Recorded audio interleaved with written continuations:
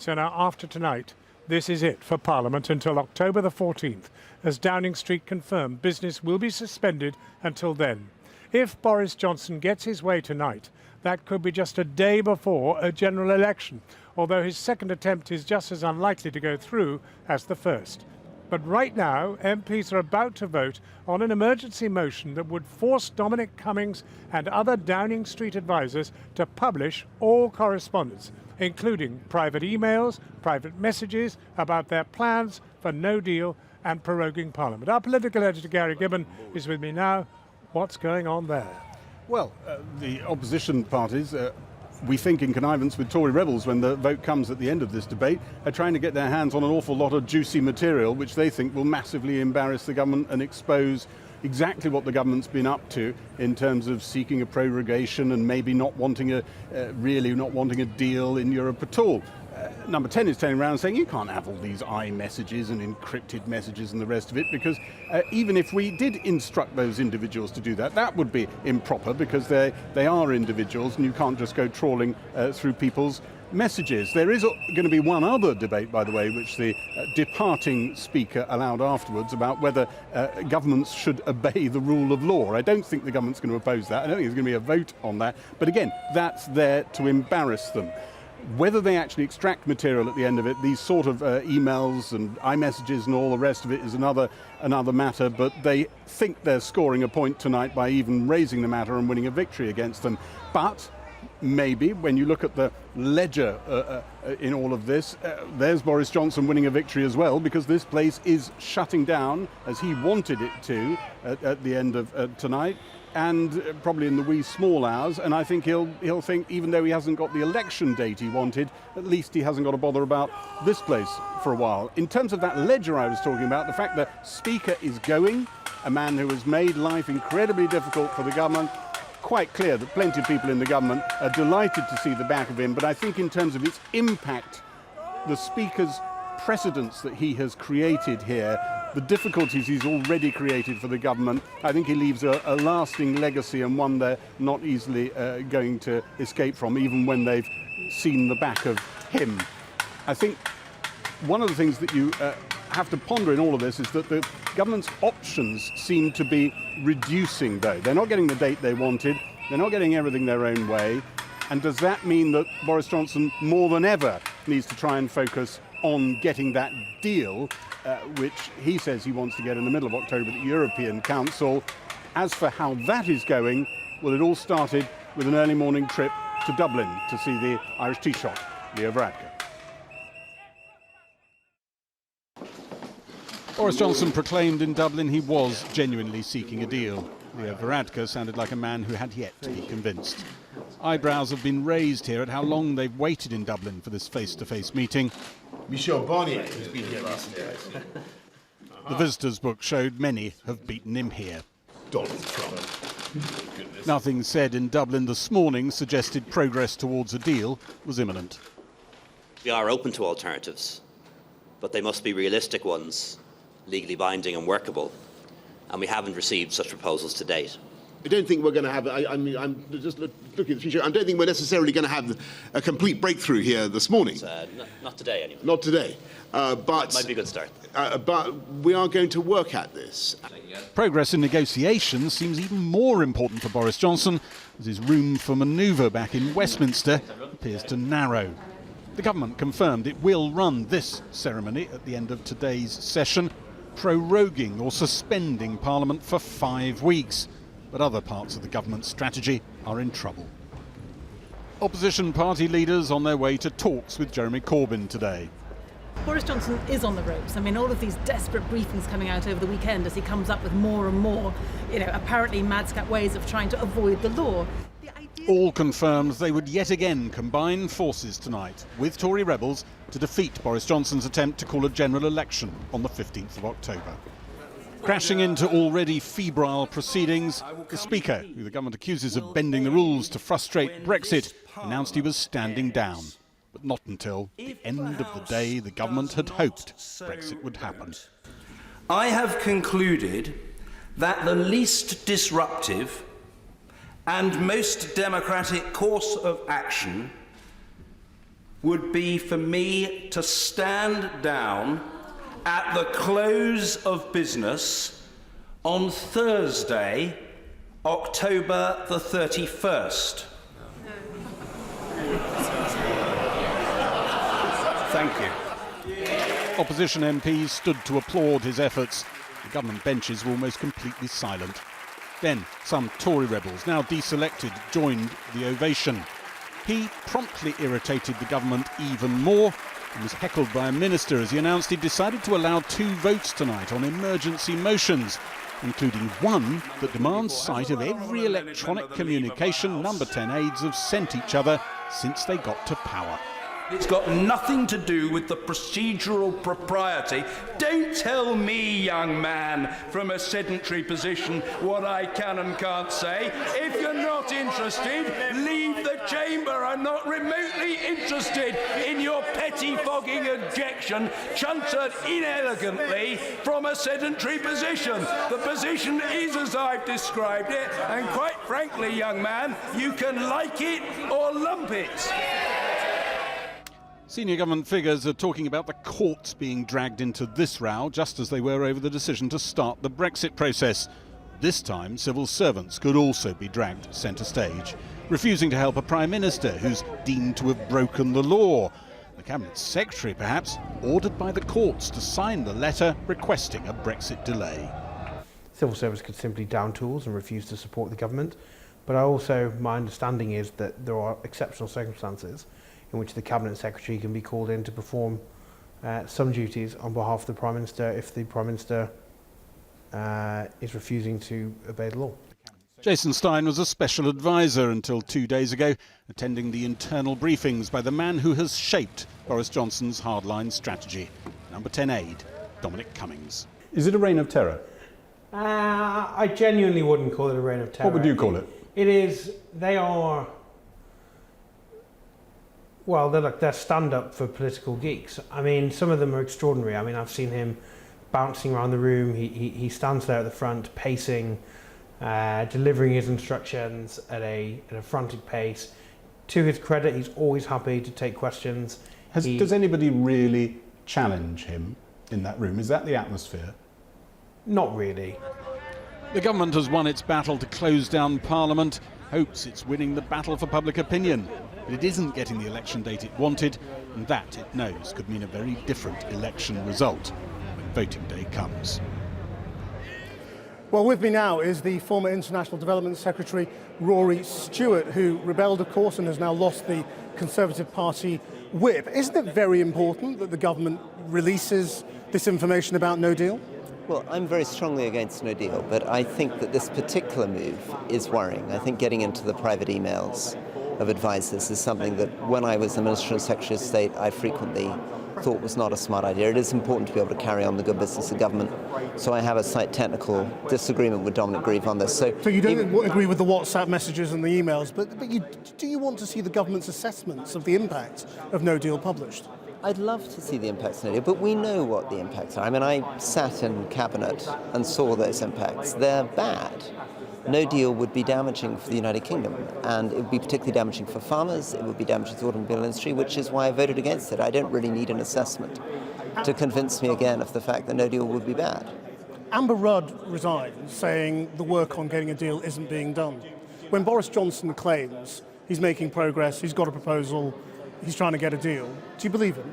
I think he's an optimistic person. I mean, I don't think that he's likely to get a new deal out of Brussels. I never have. I ran in the leadership saying the problem with this strategy is that he's not going to get a new deal out of Brussels and he can't get a no deal through Parliament. And so far, I'm afraid that seemed to turn out to be right. But he is a very optimistic guy. I'm sure he's sincere when he thinks he can get a deal. But I can't see how it's going to happen. You would have seen in the discussion with the Taoiseach in Ireland today that they're very clear that only with alternative arrangements in place would they imagine getting rid of the backstop, and those alternative arrangements are not being produced. Right, so what about you as a group of independents? Are you voting generally as a bloc? Are you planning to work effectively as a party? We will vote very consistently against a no-deal Brexit. We stood on a manifesto, actually as Conservatives, that said that we were going to have an orderly exit from the European Union, so we feel all of us, bar one, are ex-ministers, many are ex-cabinet ministers. We feel that it would be an irresponsible, unnecessary, damaging thing to do. But in other regards, we're loyal Tories, and we will be generally supportive of education policy, policy towards police, domestic policy in general. Right, but you said tonight that you're opposed to Dominic Grieve's motion tonight. I mean, are you a rebel within a rebel group? Yes. I mean, is the rest of the group all voting with Dominic Grieve? No, I think on this issue you'll find that we're divided. Some will abstain, some, like me, will vote with the government, some will vote against. This is not an issue on which we have a whip. Now, you've also said that you're not going to join the Liberal Democrats. Is that just for now, or is that forever? I can't see myself becoming a Lib Dem because I'm in a very unpopular position, but I'm somebody who believes in compromise. In fact, I have been arguing throughout that the reason why we need a soft Brexit is that we need not to get into the full Remain, no-deal debate, that I think that would divide this country for 40 years. The Lib Dems, for perfectly honourable reasons, are committed to a second referendum and to Remain. And I'm worried that if we do that, you alienate half the population, just as if you do no deal, you alienate half the population. So I'm trying to get a compromise. The government are saying if you want to stop no deal before October the 31st, your chance is to have a general election on October the 15th. Why are you not going for that? Well, I'm trying not only to stop no deal, but also to try in a small way to save the Conservative Party and the centre ground of the Conservative Party. If we were to hold an election now, the Conservative Party would go into that without MPs like myself or the other 22, tied up with Nigel Farage and going for extreme policies that I'm afraid we would regret. And I think in the end... The Conservative Party would win. So, I mean, you know, it wouldn't have an existential threat, would it? Well, I think it's a threat to our system. I think it's important that we don't end up with Trumpian politics in Britain. Because we have a first-past-the-post system, we're always going to have these two big parties. And we need to fight for them to be broad churches. And we need to make sure the Conservative Party has centre-ground people who are arguing for liberal, progressive policies, socially liberal policies. And I'm worried that if you become a version of the Brexit Party, then we are going down a Trumpian path. Boris Stewart, thank you very much indeed. That's the division bell. I guess you're going off to vote with the government. Thank you for having me. Thank you very much. Right, over to John. Well, now the Irish government is adamant tonight that a backstop arrangement for the Northern Ireland border is an essential part of any Brexit agreement, unless a viable alternative can be found. Leo Varadkar has also repeatedly declared that the people of Ireland, north and south, will not let their peace and security be put at risk. Our correspondent Andy Davis is in Dublin. Here's his report.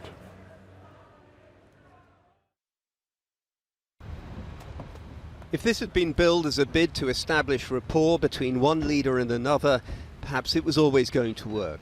Boris Johnson even remarked how well behaved the press were on his arrival. Do you still think that it's like crossing from Camden to Islington? Before later rolling his eyes when one of them mentioned his widely lampooned comments last year, placing the Irish border challenge in the context of London borough boundaries. Prime Minister, first of all, I really want to very sincerely welcome you to Ireland, and I look forward to our conversation this morning. I think we can both agree that we have much to discuss. And I know that Brexit was not, to be perfectly frank, a problem, a conundrum that Ireland wished for. The diplomatic niceties flowed, but this is a crisis in urgent need of more than just political rapport. The Irish border question still suffocates this debate. Ireland insists a legal guarantee, the so-called backstop, is needed to keep it frictionless. Downing Street claims that could keep the UK bound by EU customs rules. Deadlock. Beneath the gaze of another old Etonian today, the Anglo-Irish alchemist and philosopher Robert Boyle, came an insight into Boris Johnson's latest creative thinking. The concept of the unity of the island of Ireland for sanitary and phytosanitary purposes. In other words, an alternative deal to the backstop, which would include keeping Northern Ireland and the Republic aligned in the agri-food sector post-Brexit. Quite a few cranes on the horizon, sign of a healthy economy. There are 123 cranes on the horizon today. So what does the boss of an organisation representing Irish businesses make of this latest proposal from the UK government? I think alternative set of arrangements can't just be sector by sector. So while there is a lot of positive argument in using agriculture as the vanguard for this kind of deal, it won't be enough to satisfy the preservation of the single market. And for Irish business, preservation of the single market is actually really important. A view which finds significant political support here, not least from Sinn Féin, who had this to say, having heard Boris Johnson declare there was still time to find a deal. How do you view Boris Johnson's government's attitude towards Northern Ireland, to the Republic of Ireland? I think it's despicable, frankly, utterly despicable. I think they adopt an approach that is frankly ignorant and overbearing.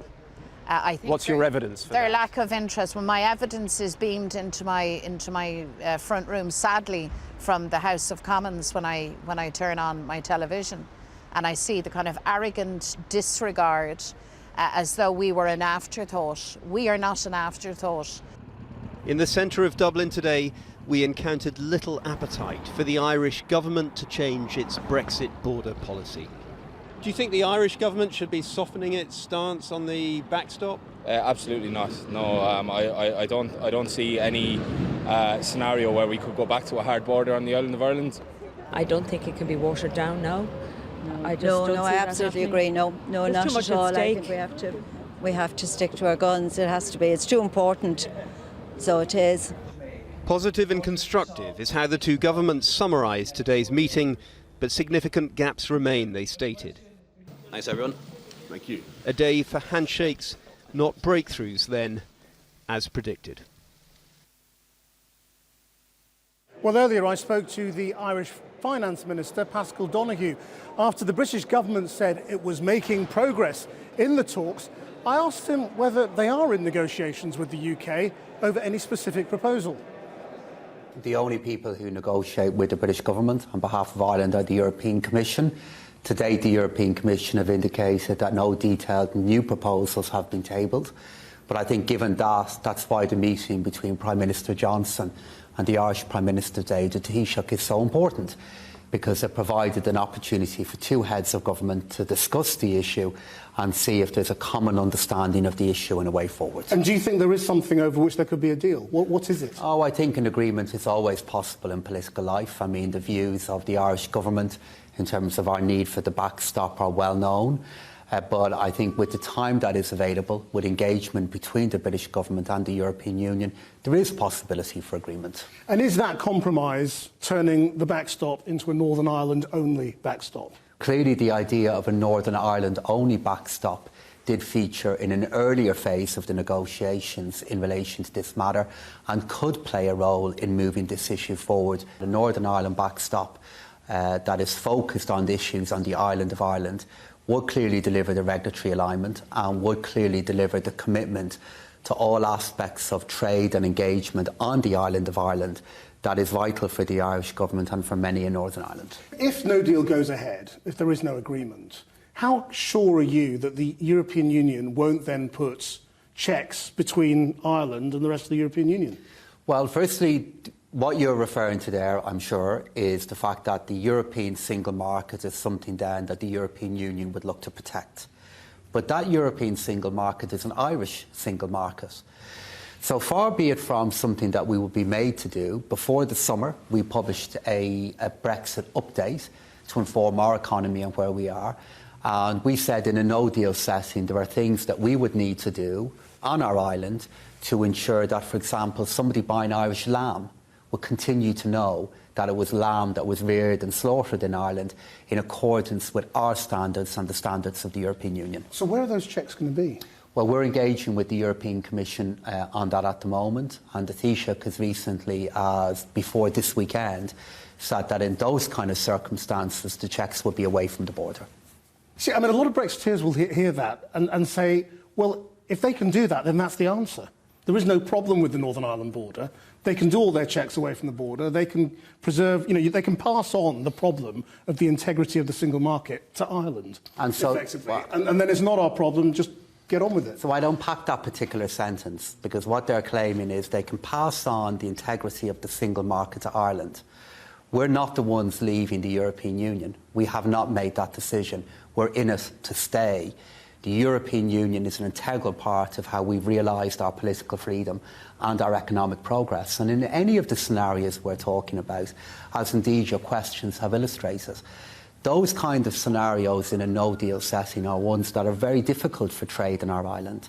They're ones that will raise very difficult issues regarding our engagement with Northern Ireland. We want to avoid all of that happening, which is why the principle of regulatory alignment and why the backstop is so important. Any of the so-called alternative arrangements are ones that are really inferior for our country, raise issues for our economy and raise issues for our engagement with Northern Ireland. We don't want that to happen. And my question back to the Brexiteers, with respect, but I hope with clarity, is if they believe alternative arrangements are possible and if they believe they can play a role in resolving these difficulties, and we only see the backstop as being an insurance policy, then why not ratify the withdrawal agreement? And then why not, within the withdrawal agreement, use that as the space to scope out what these alternative arrangements could be, which of course we have indicated we would be willing to look at. Pascal Donoghue, the Irish Finance Minister, talking to Krishnan earlier. Now, the former Prime Minister here, Gordon Brown, has said MPs should be debating what he called the devastating consequences of a no-deal Brexit instead of being suspended at the end of tonight. Mr Brown called upon Boris Johnson to respond to a series of concerns on what would happen to essential food and medical supplies from Europe in the event of no deal. Well, today, Cabinet Ministers have been giving more evidence to select committees in response to claims by experts about the impact of no deal. The British Retail Consortium warned a no deal would affect fresh food, its availability, shelf life and potentially cost, as trucks would be subjected to customs checks on the French side of the border. The consortium also warned the end of October is probably the worst time to face a no-deal Brexit, with warehouses already full to capacity with Christmas stock. And the former head of Brexit border delivery at HMRC warned that about 50% of trucks could turn up at Dover or Calais without the right paperwork for export, and that French authorities had warned that they could be held for up to 8 hours while this was sorted out, whilst in recent weeks concerns over availability of drugs and the negative impact on the NHS have also been raised. Well, today, Environment Secretary Villiers responded to MPs' questions as to whether there would be delays transporting food into the UK from the EU. In the event that we do leave without a deal, then a huge amount of effort is going into ensuring that the Dover-Calais route keeps flowing. So your question assumes essentially both of those have failed. The exact impact on prices is hard to say, but we have acknowledged that it may be that if there are significant delays on the Dover-Calais route, that there will be more limited choice in relation to some fresh foods. And therefore some fresh foods will be harder to get hold of than they normally are. But we have a very resilient food supply chain. 50% of what we eat in this country is produced here. We also have significant markets outside of the EU from which we also source food. So we believe that the food sector is in a good position to respond to the challenges of a potential no-deal exit. Well, here in the central lobby of Parliament, we are actually waiting for the result of the vote on the motion proposed by Dominic Grieve. Now, that is asking for the government to publish all its no-deal assessments, but as on top of that, it's asked for a load of private correspondence, emails, WhatsApp messages, other messaging app messages from a load of sort of close government officials regarding no deal and other members of Parliament. And that, the result of that vote is due in a couple of minutes. But with me while we wait for that are two MPs who've already voted, former Labour MP Luciana Berger, who's recently joined the Lib Dems, and the Conservative Nigel Evans, who's very much with the government. And how important is this vote, Luciana Berger, and which way did you vote? This is an absolutely critical vote today, and I expect us to win the vote, hearing the contributions that we've seen in the chamber. This is yet another dark day in our British politics. The fact that we've had to have an emergency debate in order to get from the government the repercussions and the implications of what it will mean for a no-deal Brexit in this country, and also that we're going to have to get the information and the correspondence and bring the Queen into it in order to expose the government and why it is that they are seeking to shut down Parliament today in order to silence our democracy. It's a very, very sorry state of affairs, and we'll see the result very soon. But Nigel Evans, I mean, if they do win, the government's basically going to ignore it. We'll see. There may be human rights implications, which I understand happen. I mean, under Tony Blair, this would never have happened. And certainly when Dominic Grieve was Attorney General, he would have told people where to go. It's only because we've got a paralysed Parliament at the moment. And the fact is, we'll see. But I'm like with Luciana. I suspect they'll win. But the fact is that we know some of the Yellowhammer stuff was basically the worst case scenario. If I told you the worst case scenario, you'd never get out of bed. I mean, seriously, you just stay in bed. And so a lot of this stuff has been way outdated because mitigation has taken place, and we'll see what happens. The Yellowhammer report that we want to see the full details of, and what we've heard from and seen in the press, was the baseline scenario. This was experts from across the country telling us what the real implications are going to be for our security, for our access to food, for our access to drugs in this country. Very, very serious ramifications. We live in a parliamentary democracy, and on behalf of the people that we're elected to represent, this is about people's livelihoods, their ability to keep their jobs and to provide for their families. I think it's only right that we should see all of the detail that was contained within it. To be honest, it's Project Fear on steroids, except, of course, after we leave the European Union, we won't be able to get the steroids, according to Luciana. Do you accept, Nigel Evans, now that you're not going to be leaving the European Union at the end of October? No, I do not. And the law's been passed. The Prime Minister... It's got royal assent today. Well, it doesn't really matter. All it says is, unless we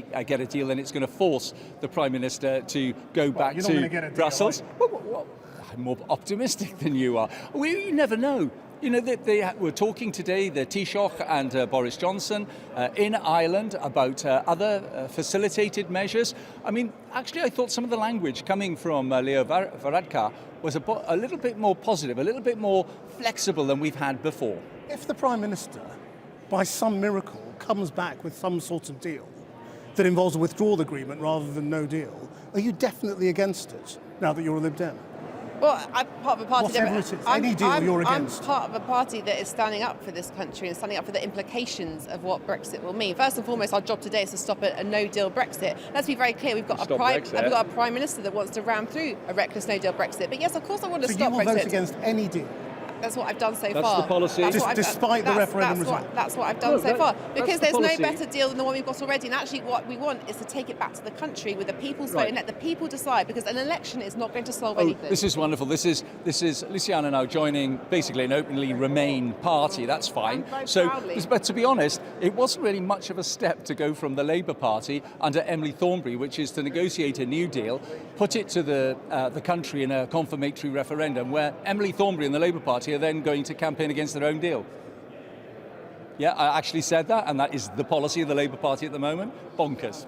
But Nigel Evans, I mean, you've been a long-standing parliamentarian. 28 years. You've been a deputy speaker like this. of this House. You know how important democracy is. Yes, I do. Are you not a little bit uncomfortable with the way your Prime Minister has behaved with regard to the prorogation of Parliament, with regard to telling people the real reason for that? Do you know what I'm really more uncomfortable about is that we gave the people of the country, via this Parliament, the vote in a referendum, and 3.5 years on, not only have we not delivered that, but we've got people like Luciana and a load of people on the Labour benches who stood in a general election in 2017 saying they would deliver Brexit, giving them the impression it was going to be, the Brexit the people... Here's the results. Here's the results. You're so convinced that the Here's the results.